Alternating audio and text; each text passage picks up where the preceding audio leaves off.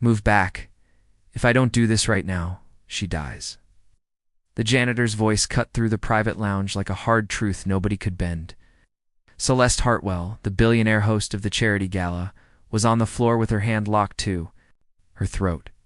Her lips were turning blue. Her eyes were wide and fading.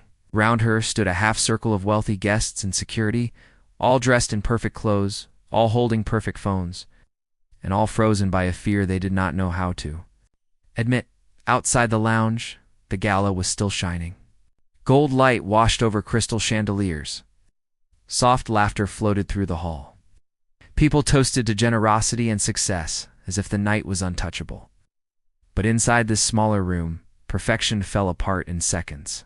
Got a bite of food had gone down wrong. A breath had stopped returning.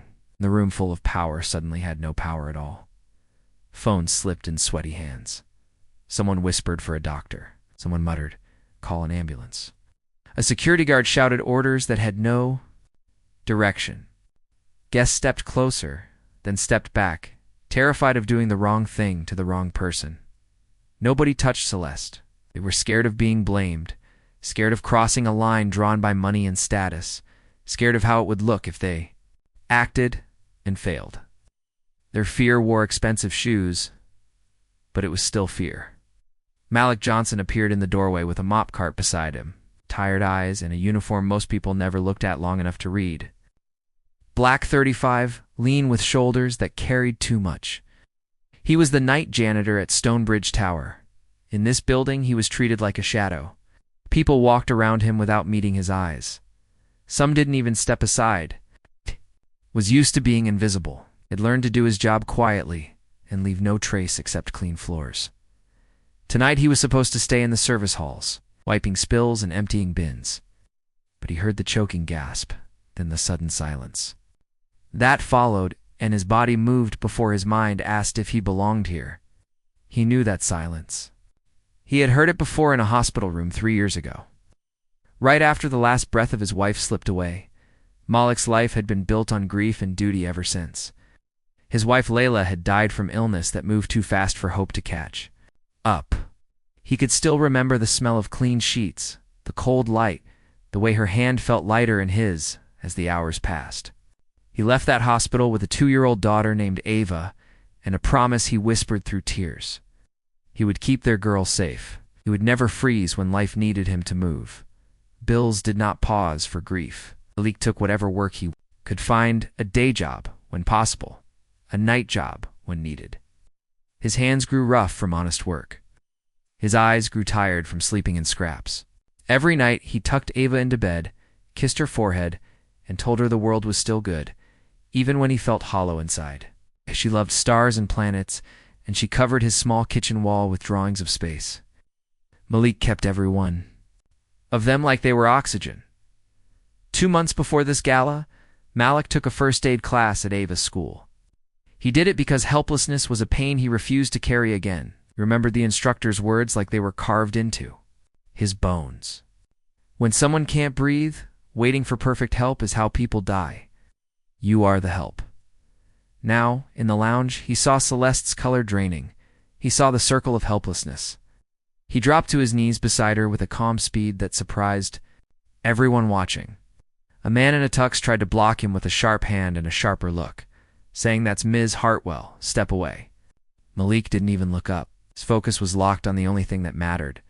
She is choking. She needs air now. Move back. Malik checked Celeste's mouth, tried to clear the blockage quickly, but it was deep. Her body gave one weak spasm, then went limp. The air in the room tightened like a rope, the kind of silence that comes right before a tragedy settled on everyone's skin. Malik felt the seconds sliding away, the way sand slips through open fingers. He tilted Celeste's head back. It sealed his mouth to hers and gave a rescue breath, then another, steady and full. To the stunned guests, it looked like a kiss. The janitor's lips on the billionaire's mouth. The kind of moment people would twist later for drama. But Malik was not thinking about how it looked. He was thinking about lungs opening, about oxygen reaching blood, about a woman who did not deserve to die because rich people were afraid. To act, he felt resistance loosen, Celeste's chest rose a little stronger. Malik gave one more breath with everything he had. Her throat opened. She coughed hard, deep and wild, and a piece of food shot out onto the rug. Then she pulled in air like someone coming back from deep water.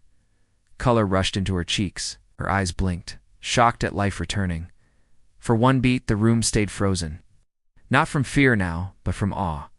They had watched death reach for her. They had watched the man they ignored shove it back without asking permission. Malik leaned away, breathing hard, only because the danger was over.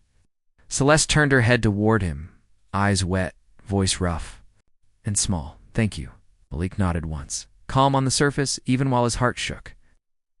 "You're safe." Medics arrived moments later, but the real rescue had already happened. As they lifted Celeste onto a stretcher, she reached out and said, "Don't let him leave, please." Not as a billionaire giving an order, but as a human being, naming the person who saved her at the hospital. Doctors confirmed the truth. Her airway had been fully blocked. Without Malik's rescue breaths, she would not have made it. Malik waited in a bright hallway that smelled like coffee and clean floors, checking his phone for messages from the babysitter. Checking the time because he still meant to keep his promise to Ava about breakfast. The next morning, before the presser her board arrived, Celeste asked to see him. She sat up against white pillows, no makeup, no gala armor, just a tired woman who understood how close she had come to leaving the world. She looked at Malik like he was a person, not a badge. "Everyone froze last night," she said softly. "You didn't," Malik answered simply. "I'm a father. When someone can't breathe, you don't wait for permission." The line landed deep in her. She asked about Ava. Malik told her about 2 jobs, about Layla's death, about raising a child on love and exhaustion, about carrying grief quietly so his daughter could stay light. He did not tell it like a speech. He told it like truth. Celeste listened without looking away. Then she said the words that changed his road. "You gave me breath. Let me give you room to breathe now." She offered him a better role in her company. Training, fair hours, and school support for Ava. Not pity. Not a public show, respect paid in real action. Malik felt pride rise, the instinct to refuse help because the world had trained him to stand alone. But he pictured Ava's sleepy eyes asking why he was always tired, and he remembered his promise. To give her more than survival, he nodded. When the story hit the city, some people tried to make it about shock. She stood before reporters and said a quiet truth that shook the room. "A man this building overlooked saved my life. If we can't respect the people who hold the world together, none of our success matters." Weeks later, Malik was sleeping at night, making Ava pancakes in the morning, showing up to her school events. With a full heart instead of a half-empty body, Celeste recovered fully. Respect grew between them first, then trust, then a friendship shaped by one breath that changed lives. Some people think power is money. That night proved power is courage, that moves when everyone else freezes. And sometimes, the quietest person in the room is the one carrying the strongest heart. If this story moved you, comment where you're watching from and what you would have done in that lounge. Share your thoughts on dignity, courage, and the heroes we overlook. Subscribe for more emotional suspense stories with powerful human endings.